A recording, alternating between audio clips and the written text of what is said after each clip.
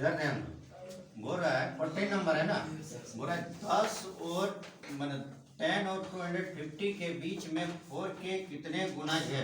कहने का मतलब है कि 10 और 250 के बीच में 4 से कितने गुणज, 4 के कितने गुणज, मतलब 4 का टेबल आना चाहिए, 4 के टेबल से आना चाहिए, या तो 4 से मैंने डिवाइड जाना चाहिए। ठीक है, तो हमको बोला है 10 और 250 के बीच। अब बताओ 10 और 250 के बीच ही हमको लेना है, जो 4 से डिवाइड किया या 4 का टेबल में आए। अच्छा सिंपल में जाके 4 का टेबल में आए तो 10 के बाद कौन ऐसा नंबर है जो 4 के टेबल में आएगा? 10 के बाद, जस्ट 10 के बाद क्या आएगा? 4 के गुणज लिखिए देते हैं, 4 के गुणज, 4 के गुणज। तो 4 के गुणज माने क्या क्या होगा? एगो 12 होगा, उसके बाद 16 होगा, 16 होगा ना, 16 होगा और 20। अब टेबल तो भी हम बताएं क्या? एक दो को बोल रहे हैं, बाकी सब चुप है, मतलब 4 का टेबल हो भूल गए। 10 का स्टूडेंट हो गए, मैंने बोलने में क्या लग रहा है? कम से कम बताओ कि, तो हमको लगेगा कि जहाँ ध्यान दे रहे ऐसे में तो लग रहा है कि सब सोए हैं।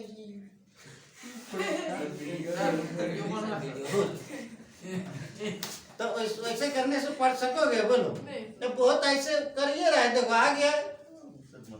अरे तो ऐसे करने से चलेगा? बोलो, फेल कर जाओगे, बढ़िया से ध्यान नहीं दोगे, बना नहीं पाओगे, मान लो आ गया, ध्यान ही नहीं, ध्यान से नहीं सुनोगे तो कैसे होगा? बोलो, कोई कर रहे हैं इधर, तो की करेगा, तो की करेगा।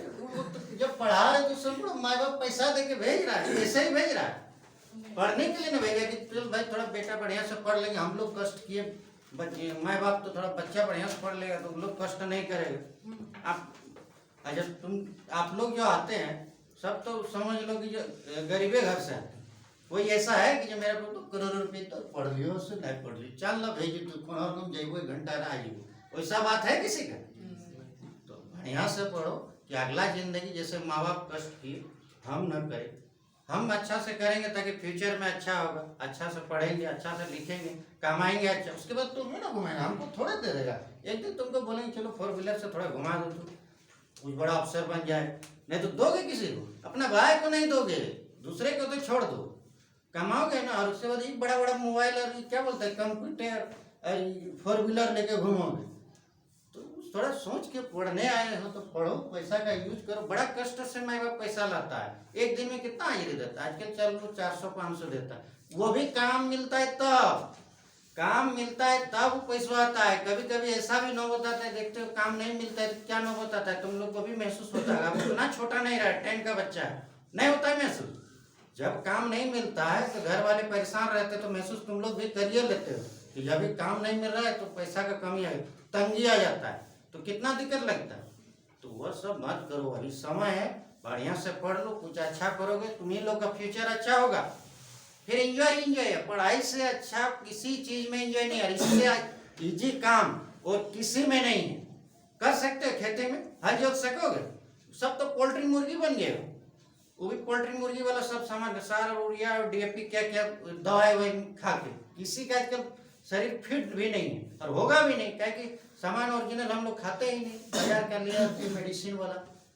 तो इसीलिए बोल रहे कि पढ़ाई से इजी कोई काम नहीं है, इससे अच्छा ये किसी में नहीं है। इसी के बहाने पूरा इंडिया घूम लोगे, जब बढ़िया से अच्छा से पढ़ लोगे, बढ़िया से रैंक लाओगे, बढ़िया कोर्स कर लोगे, जब वैकेंसी भरोगे सर्विस के लिए तो कभी आज दे दिया, मान लो पहले तो छोटा छोटा अपने झारखंड स्टेट लेवल में दे, फिर जब सेंट्रल लेवल में भरोगे तो कभी मुंबई पढ़ सकता है, दिल्ली पढ़ सकता है, राजस्थान पढ़ सकता है, जितना स्टेट है कहीं भी पढ़ सकता है, छत्तीसगढ़ उड़ीसा कहीं भी पढ़ सकता है। तो किसके बहाने घूमे? उसी के बहाने। एक तो पढ़ियो लोगे, बढ़िया से पढ़ लिया, घूम भी लिया, एंजॉय भी कर लिया, यदि बढ़िया से पढ़ा तो नौकरी भी बढ़िया, नौकरी के साथ साथ बाकी जिंदगी भी सब कुछ अच्छा, सब कुछ अच्छा। मैंने समझ रहे हो ना, इधर उधर वाला टाइम पास मत करना, और खुल के बोले, क्या बोले समझ में आ रहा? मोबाइल में नहीं बिजी रहना है और एक चीज में बिजी नहीं रहना है। अभी पढ़ो, पढ़ने के बाद सब कुछ अच्छा होगा, ठीक है। तब बताओ 4 के गुणन, 4 के गुणन क्या क्या हुआ, बोलो, बोलना पड़ेगा। 24 एक बार ज्यादा नहीं लेना है, ये 20 होगा, उसके बाद 24 और लास्ट में लेना, इधर देखो, इसी नंबर को लेना है 250 के आगे जो 4 से डिवाइड जाएगा, 4 के गुणज में आए तो थोड़ा सा डिवाइड कर लेंगे, ऐसे में नहीं समझ में आएगा तो, ठीक है।